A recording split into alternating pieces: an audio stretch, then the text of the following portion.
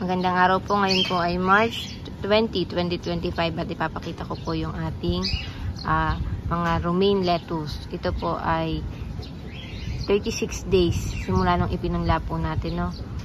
So, ayan. Itong ating mga romaine ay wala pang tip burn. No, ang romaine po kasi ay prone sa tip burn o yung nagkakaroon ng sunog dito, yung mga bagong sibol na dahon nagkakaroon ng itim. So itong ating tanim, wala talagang sign na nagka-tip burn siya or hindi talaga siya nagka-tip burn. So ito po kasi ay alaga ko ng pag-foliar ng morning at saka ng hapon. Unlike po kasi sa ibang romaine, sa ibang lettuce, ang romaine kasi ay prone talaga siya sa tip burn, no?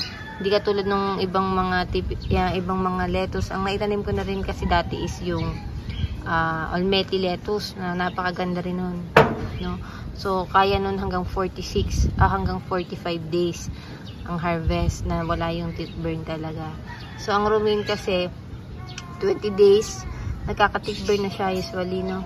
So itong atin wala 20 days or 30 days, 20 days kasi after transplant, no? So, pa 35 days, nagkaka-tip burn na siya. So, wala talaga. 35 days simula nung pinunla, wala talaga siyang tip burn ngayon. So, napakaganda po. So, maganda na mag-foliar tayo morning and hapon or evening. Yan.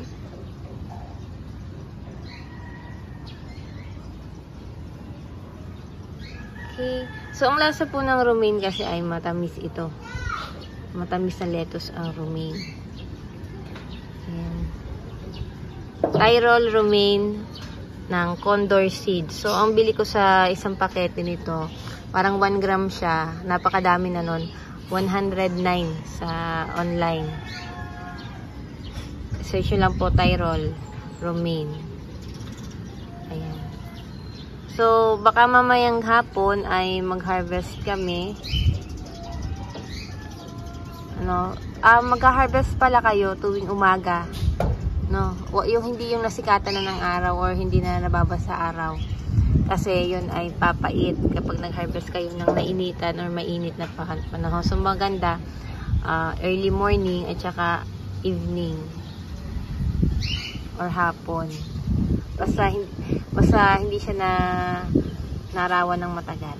So yan, ngayon umaambon at hindi muna ako magpo-foliar kasi umuulan din naman. Ayan po. Location itong aking mga romaine dito sa bubong po. So yero yan pinapatungan. Yero ito. At nilagyan ko lang dito ng plyboard para madali akong magbuhat-buhat. Yan. Gawing katanghalian, ang location ko po kasi ngayon is Batangas, Lipa, Batangas. Katanghalian po ay anong tawag dito? Inaalis ko to sa arawan kasi nakaka-apekto din kasi ang sobrang init. Basta sobrang init po, ilagay nyo po sa silong ang inyong mga halaman. Then, after na hindi na masakit yung sikat ng araw, ibalik nyo na po ulit sa sinaagan ng araw. So, gustong-gusto po kasi ng ating mga tanim na yung ang sunlight. So, isang factor para gumanda po yung ating mga tanim, katulad po nito, is sunlight. So, thank you po sa panonood and pa-subscribe na rin po. God bless.